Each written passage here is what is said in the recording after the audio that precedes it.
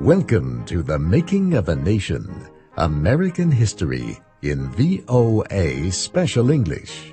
I'm Steve Ember. This week in our series, we conclude the story of the 37th President of the United States, Richard Nixon. Richard Nixon's first term ended with the hope for a complete American withdrawal from the war in Vietnam. Yet Americans were still angry about the war and its economic effects on life at home. Inflation and unemployment were both high. Some political observers thought Nixon would not win a second term. Nixon, however, was sure the American people would support him.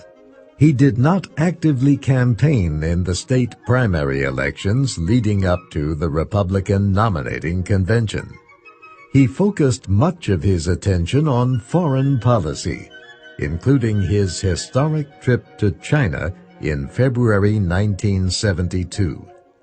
In May, he traveled to Austria, the Soviet Union, Iran, and Poland. In Moscow, he signed the first Strategic Arms Limitation Treaty, or SALT, with the Soviets. But back in Washington, something happened. It was a small incident, but one that would have a huge effect. On June 17, 1972, 5 men wearing surgical gloves broke into the headquarters of the Democratic Party. The Democratic National Committee offices were located in one of the buildings in a complex called Watergate. Police caught the burglars, and at the time the incident did not seem very important. But the men carried papers that linked them to top officials in the Nixon White House. The question was, did the president know what was going on? Nixon denied any wrongdoing.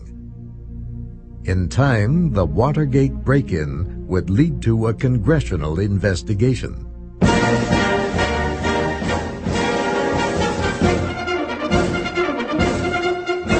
But in the summer of 1972, attention focused on the presidential nominating conventions. Democrats met in Miami Beach, Florida, and chose George McGovern, a senator from South Dakota, as their candidate for president. The Republicans also met in Miami Beach and, as expected, nominated Richard Nixon for a second term. McGovern, a liberal, attacked Nixon for his policies on Vietnam. However, Nixon easily won the 1972 election. He defeated McGovern, carrying 49 of the 50 states. But the shadow of Watergate would not go away. 2 young reporters for the Washington Post, Bob Woodward and Carl Bernstein, had been following the story since the break-in. In early 1973, they found evidence that linked the break-in to White House officials. The evidence also showed that these officials tried to use government agencies to hide the connection. The burglars had been financed with money connected to the committee to re-elect the president. Pressure grew for a full investigation. In April, President Nixon ordered the Justice Department to carry it out. Attorney General Elliot Richardson appointed law professor Archibald Cox as a special prosecutor to lead the investigation. The committee will come to Albany. In May, a special Senate committee began its own investigation. A former White House lawyer, John Dean, provided the major evidence. It is my honest belief that while the president was involved, that he did not realize or appreciate at any time the implications of his involvement. And I think that when the facts come out, I hope the president is forgiven. By July, the public learned that President Nixon had made tape recordings of some of his discussions and telephone calls. The Senate committee asked him for some of the tapes. Nixon refused. He said the President of the United States has a constitutional right to keep such records private. A federal judge, John Sirica, ordered the President to surrender the tapes. Lawyers for the President took the case to the Supreme Court. The High Court supported Sirica's decision. After that, pressure increased for Nixon to cooperate. In October, he offered to provide written transcripts of parts of the recordings. Archibald Cox, the special prosecutor, rejected the offer. So Nixon ordered Attorney General Richardson to dismiss him. Richardson, the nation's top law enforcement officer, refused. Instead, he resigned, as did his deputy William Ruckelshaus when Nixon ordered him to fire Cox. The Watergate drama has taken a half year to unfold. The President's unique actions in firing two popular and respected members of the executive branch and forcing a third to quit took less than 8 hours. The impact of all this, clearly colossal and yet to be measured. Jerry Landay reporting for ABC News. The incident happened on a Saturday night and became known as the Saturday Night Massacre. Nixon then had Acting Attorney General Robert Bork dismiss Cox, and the President eliminated the office of Special Prosecutor. He gave the Justice Department the responsibility of continuing the investigation. President Nixon had another political problem in addition to Watergate. In late 1973, his Vice President, Spiro Agnew, was forced to resign. A court had found Agnew guilty of violating tax laws. President Nixon asked Gerald Ford to become the new Vice President. Ford was a longtime member of Congress from Michigan. By that time, some members of Congress were talking about trying to remove Nixon from office. Was the president covering up important evidence in the Watergate case? Was he, in fact, guilty of crimes? In April 1974, Nixon surrendered some of the recordings of conversations in his office. However, 3 important ones were missing. The Nixon administration tried to explain, saying the tape machine had failed to record 2 of those conversations. The 3rd recording, it said, had been erased accidentally. This became known as the famous 18-minute gap. Many Americans did not believe these explanations. 2 months later, the Supreme Court ruled that a president cannot hold back evidence in a criminal case. It said there is no presidential right of privacy in such a case. Congress moved ahead with efforts to bring charges against the president. Congress now has no alternative but to institute impeachment proceedings. In July 1974, a committee in the House of Representatives proposed to impeach Nixon, that is, put the president on trial in the Senate.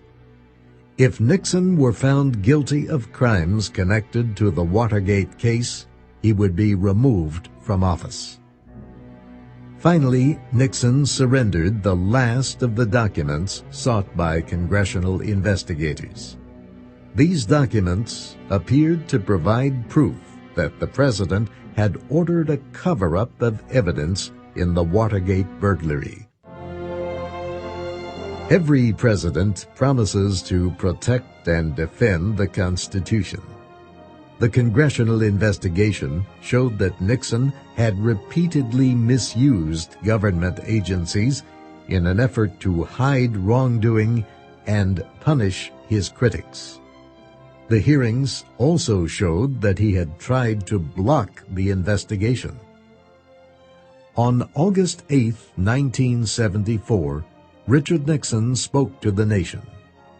His long struggle to remain in office was over. Throughout the long and difficult period of Watergate, I have felt it was my duty to persevere, to make every possible effort to complete the term of office to which you elected me. In the past few days, however, it has become evident to me that I no longer have a strong enough political base in the Congress to justify continuing that effort. Therefore, I shall resign the presidency effective at noon tomorrow. By resigning, Nixon avoided impeachment and possible imprisonment. Never before had an American president resigned. On August 9th, Nixon's Vice President, Gerald Ford, was sworn in as the nation's 38th president. Soon after becoming president, Gerald Ford made a surprise announcement. I deeply believe in equal justice for all Americans, whatever their station or former station. But it is not the ultimate fate of Richard Nixon that most concerns me, though surely it deeply troubles every decent and every compassionate person. My concern is the immediate future of this great country. He pardoned Richard Nixon. Many Americans criticized Ford for doing this, but the new president believed he had good reason. Ford wanted to deal with the other problems facing the nation. He did not want Watergate to go on and on, but the investigation did go on. A number of officials in the Nixon administration went to prison.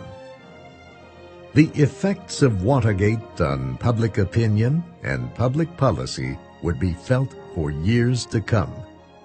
For example, Congress passed laws designed to prevent an administration from using its power to punish opponents. Nixon's abuses also led Congress to order government agencies to provide more information about their intelligence-gathering activities. Nixon's actions violated the basic trust between the American public and their elected officials. It led to more aggressive reporting by a new generation of journalists hoping to follow in the footsteps of Woodward and Bernstein. Their coverage of Watergate won a Pulitzer Prize, one of journalism's top awards, and led to a movie based on their book, All the President's Men. Welcome to The Making of a Nation, American History in VOA Special English. I'm Steve Ember. This week in our series, we take a look at life in the United States during the last decade of the 20th century.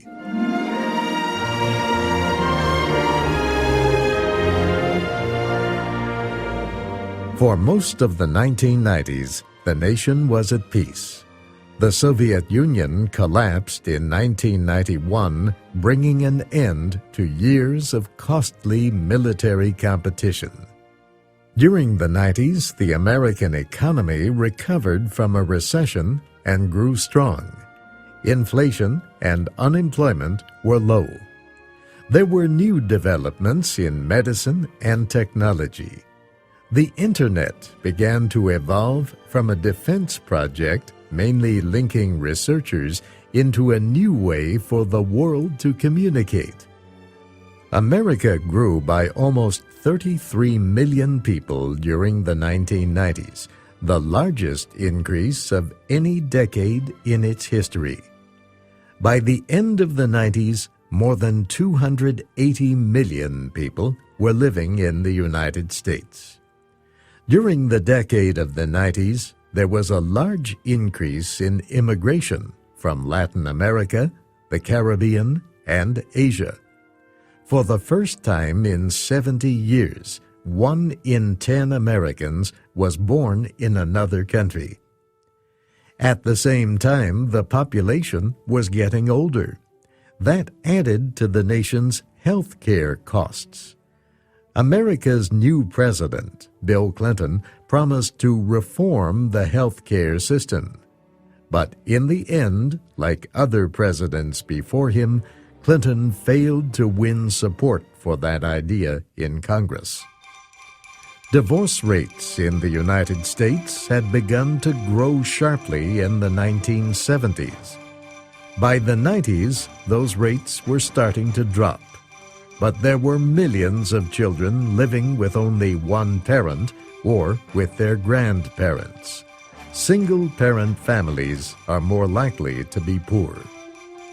In 1980, single-parent households represented about 20% of all households in the United States with children. By 1990, that number had reached 24% and was continuing to rise.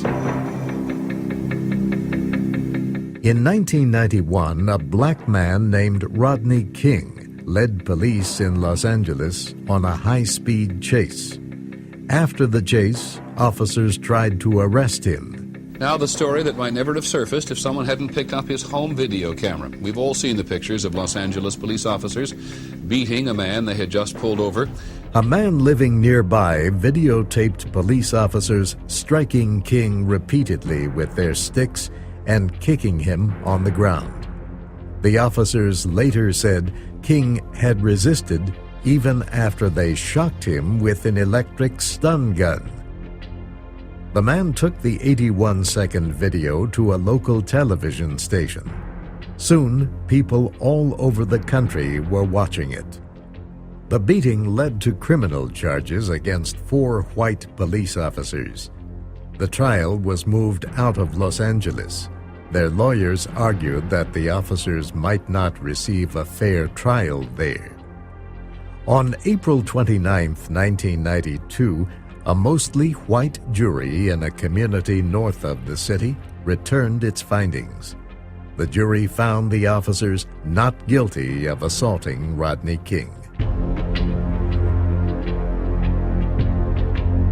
Anger at the jury's verdict soon led to rioting that began in the largely poor black neighborhoods of South Central Los Angeles. Don't go near this area, South Central Los Angeles at Florence and Normandy, because there is still no police presence there, and a lot of people trying to get through that intersection have been assaulted with rocks and bottles and sticks. More than 50 people died in days of violence before police and troops brought the unrest under control.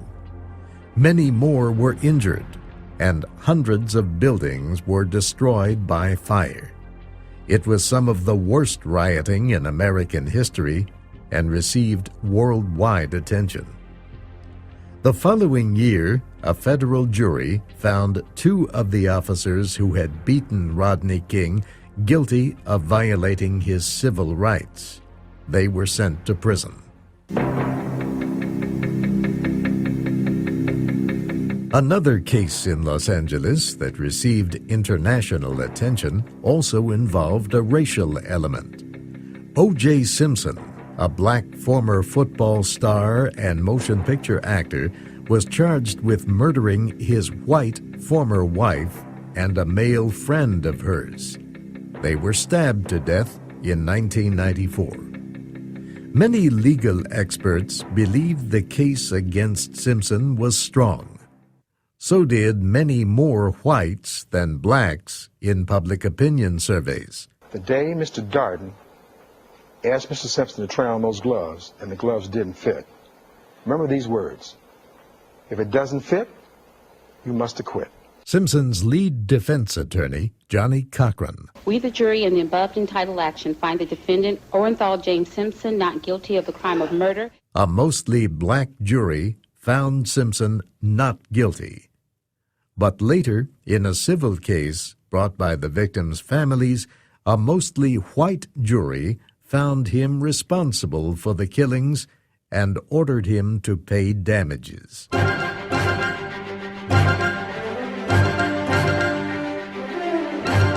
In 1990, researchers launched the Human Genome Project.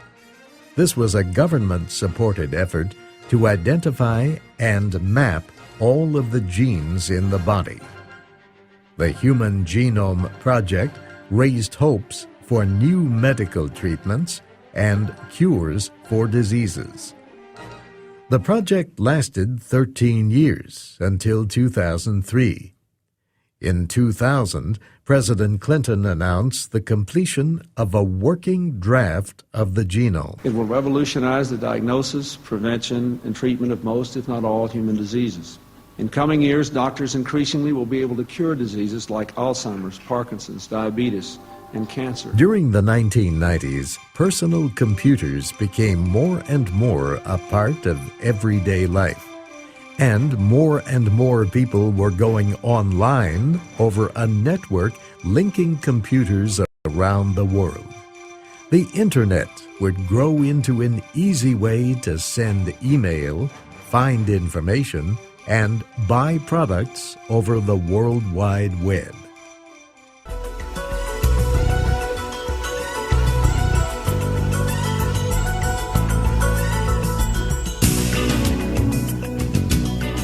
On television, millions of people watched shows like ER, a drama series about a busy hospital emergency room.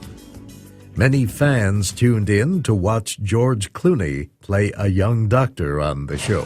What's going on? Mr. Abbott asked us to try to resuscitate his son. Still flatline, atrophy and tube epi. He shouldn't have made it through the night. Who the hell are you? I'm Dr. Ross. Look, he was in my care. ER first went on the air in 1994 and lasted 15 years.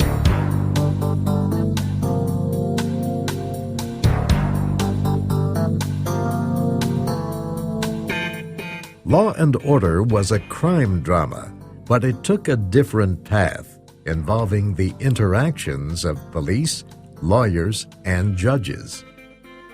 The popularity of the series, set in New York, led to several related Law and Order spin-off series. For laughs, millions of people watched shows like Seinfeld and Friends. The Friends were Ross, Rachel, Monica, Phoebe, Joey, and Chandler, 6 young New Yorkers.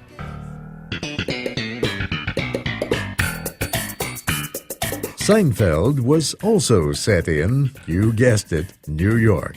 It starred comedian Jerry Seinfeld playing himself. The series was hugely popular and won many awards. TV Guide magazine put it at the top of its 2002 list of the 50 greatest shows of all time. Well, Oh, I'm sorry, excuse me 1 second. Hello? Hi. Would you be interested in switching over to TMI long distance service? Oh, gee, I can't talk right now. Why don't you give me your home number and I'll call you later? Well, I'm sorry. We're not allowed to do that. Oh, I guess you don't want people calling you at home. No. Well, now you know how I feel. Seinfeld was, in the words of its creator, a show about nothing. But Jerry and his friends, Elaine, George, and Kramer, managed to find plenty of humor in life's everyday problems and situations.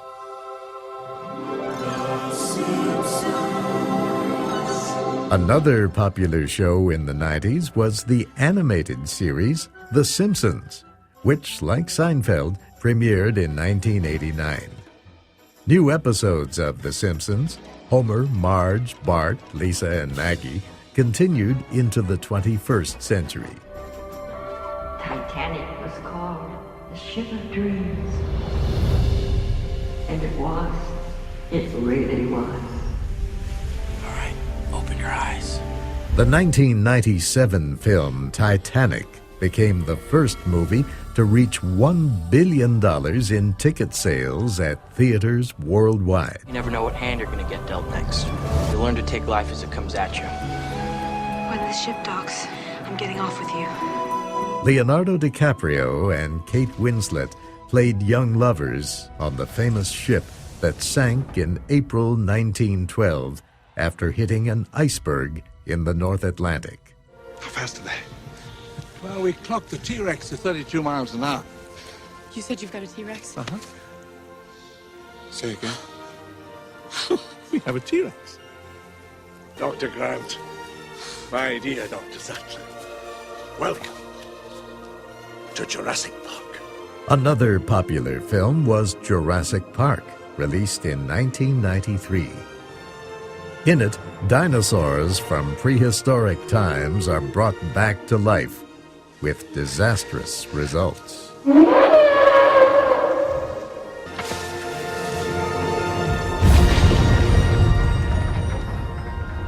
We're gonna make a fortune with this place.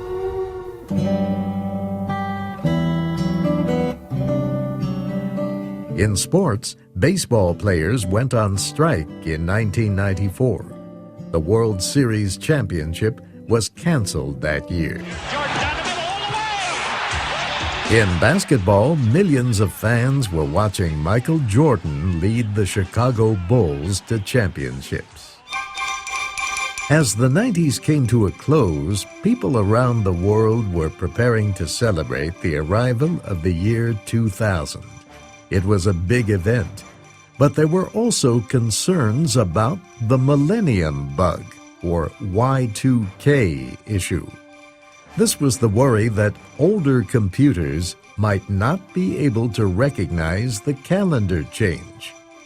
Lots of activity went into making sure things would go smoothly after midnight on December 31st, 1999. In 2000, Americans elected the first president to lead the nation in the new millennium. But the election of George W. Bush resulted in a dispute that divided the nation. That will be our story next week.